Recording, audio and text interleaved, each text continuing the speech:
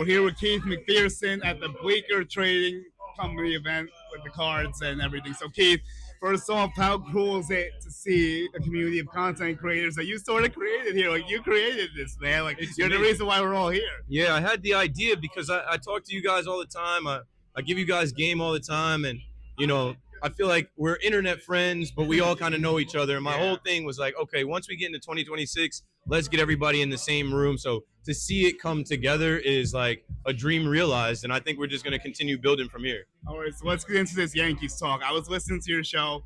You're way more excited about Bellinger than I am, to be honest. So, like, you're okay with the run back. I'm not as okay with it, really. So, like, you could give your side and I'll give my side. Yeah, I wouldn't even say I'm excited about Belly. I'm just glad that it got done. And I feel like if he went elsewhere, we already have so many doom and gloom, crybaby ass Yankee fans. Like if Belly ended up signing with the Mets or Toronto, it would be so loud and toxic. I'm just happy it got done. And the way that it got done, they didn't bend the knee to Scott Boras. They basically body slammed Scott Boras and said, listen, here's the deal, bro. Take it or leave it. And Scott Boras went back to Belly, and Belly said, well, I want to be a Yankee. We got to take it.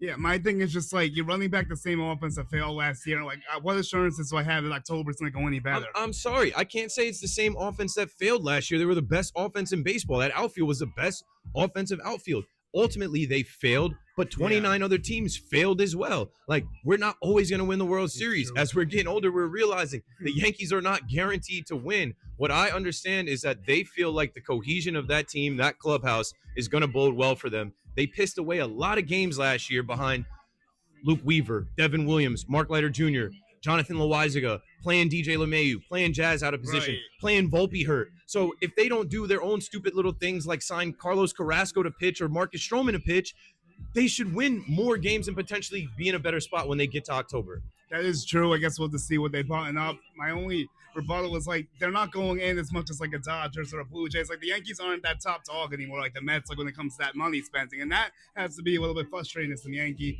people because they that's how it was. But like you said, a lot has changed. They're spending a lot of money. Carlos Rodon makes a lot of money. Cole makes a lot of money. Judge makes a lot of money. Max Fried makes a lot of money. Stanton makes a lot of money. Belly now makes a lot of money. No one can do what the Dodgers do. That's fair. No one has Shohei Ohtani. Nobody has a Shohei Ohtani contract. Nobody has a DH and starting pitcher. Nobody has Sportsnet LA, that one-on-one TV deal where they get all that revenue from. Like, nobody has what the Dodgers have. It's their time to be the evil empire. That's fine, but they still got to go out there and play. That's why we watch the games. That's why we bet on the games. They still got to go out there and win the game. So if somebody's going to knock them off, right? When you looked at the Eagles knock off the Chiefs, when the Chiefs were talking about three-peating, somebody had to knock them off. Why can't the Yankees be the team that knocked the Dodgers